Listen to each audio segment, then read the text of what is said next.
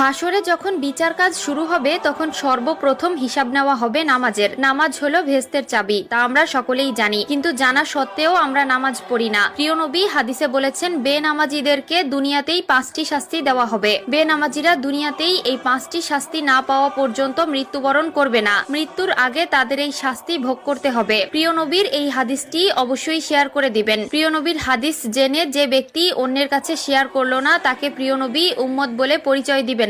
আমরা জানবো এবং অন্যকে জানাবো। এবং আপনি যদি প্রিয় নবীর উম্মত হয়ে থাকেন তাহলে অবশ্যই আলহামদুলিল্লাহ কমেন্ট করবেন। তো চলুন বেশি কথা না বলে শুরু করি আজকের ভিডিও। আজকে আমরা জানবো বেনামাজি ব্যক্তিদের দুনিয়াতে কোন 5টি শাস্তি দেওয়া হবে। বেনামাজি ব্যক্তির সর্বপ্রথম যে শাস্তি হলো সেটি হলো তার কোনো দোয়া কবুল হবে না। সে আল্লাহর কাছে যতই দোয়া করুক না কেন তার কোনো দোয়া আল্লাহর দরবারে কবুল হবে না। 2 নম্বরে যে শাস্তির কথা বলা হয়েছে তা হলো তার নেক কাজের কোনো বদলা দেওয়া হবে না। প্রিয় দর্শক, ধরুন আপনি কিছু পাওয়ার জন্য নেক আমল করলেন, কিন্তু আফসোসের বিষয় আপনি যদি বেনামাজি হয়ে থাকেন আপনার নেক কাজের কোনো ফল আপনি পাবেন না। 3 নম্বরে যে শাস্তির কথা বলা হয়েছে তা হলো চেহারা থেকে নেককারদের নূর উঠে যাবে। প্রিয় দর্শক, জন্মগতভাবেই আল্লাহ তাআলা কালো, সুন্দর, অসুন্দর সকলের চেহারায় একটি মায়াবী নূর দিয়েছেন, কিন্তু নামাজ না পড়ার কারণে তাদের চেহারা থেকে সেই নূর উঠে যায় এবং দেখতে দেখতে একসময় চেহারার অবস্থা ভয়ঙ্কর হয়ে যায়। যার চেহারা থেকে আল্লাহর নূর উঠিয়ে নেয় তার প্রতি মানুষের কোনো মায়া মহব্বত থাকে না। 4 নম্বরে যে শাস্তির কথা বলা হয়েছে তা হলো তার জীবনের বরকত উঠে যাবে।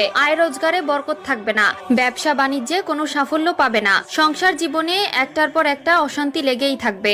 যতই ইনকাম করে ততই মনে হয় যেন কোনো সফলতা পায় না। এর মাধ্যমে বোঝা যায় আল্লাহ তাআলা তার জীবন থেকে নেক বরকত ছিনিয়ে নিয়েছে। 5 নম্বরে যে শাস্তি দেওয়া হবে তা হলো কোনো নেককার বান্দাদের দোয়ার মধ্যে তার কোনো হক থাকবে না। যে ব্যক্তি বেনামাজি তার জন্য যদি কেউ দোয়া করে সেই দোয়ার ফল সে পাবে না। এমনকি ওই বেনামাজি নিজের জীবনের দুর্দশা দূর করার জন্য যদি কোনো আলেমকে এনে দোয়া করায় সেই দোয়া আল্লাহর দরবারে কবুল হবে না, কারণ বেনামাজির জন্য নেককার ব্যক্তিদের দোয়া কবুল হয় না। নামাজ হলো সকল জীবনযাত্রার মূল চাবিকাঠি। আপনি নামাজ পড়লে আপনার জীবনের সকল সমস্যার সমাধান পাবেন। আপনি নামাজ পড়লে আপনার জীবনের সকল বাধা বিপত্তি কেটে যাবে। এমনকি আল্লাহর রহমতে আপনার জীবনটা খুব সুন্দরভাবে কাটিয়ে দিতে পারবেন। আল্লাহ আমাদের সবাইকে 5 ওয়াক্ত নামাজ পড়ার তৌফিক দিক, আমিন। হাসরে সর্বপ্রথম হিসাব নেওয়া হবে নামাজের। আল্লাহ তাআলা মুসলিমদের উপর নামাজ ফরজ করেছেন। কাফের, মুশরিক ও মুসলিমদের মধ্যে পার্থক্য হলো নামাজ। প্রিয় দর্শক, আজকে আলোচনা করব নামাজ নিয়ে। যারা নামাজ পড়েন কিন্তু নামাজে মনোযোগ হারিয়ে যায়, দুনিয়াবি চিন্তা আসে, তারা কিভাবে নামাজে মনোযোগী হবেন সেই নিয়ে আজকের ভিডিও। প্রাণ ছাড়া দেহের যেমন কোনো মূল্য নেই, তেমনি মনোযোগ ছাড়া নামাজের কোনো মূল্য নেই। নামাজের মাধ্যমে আল্লাহর সাথে মুসলিমরা সরাসরি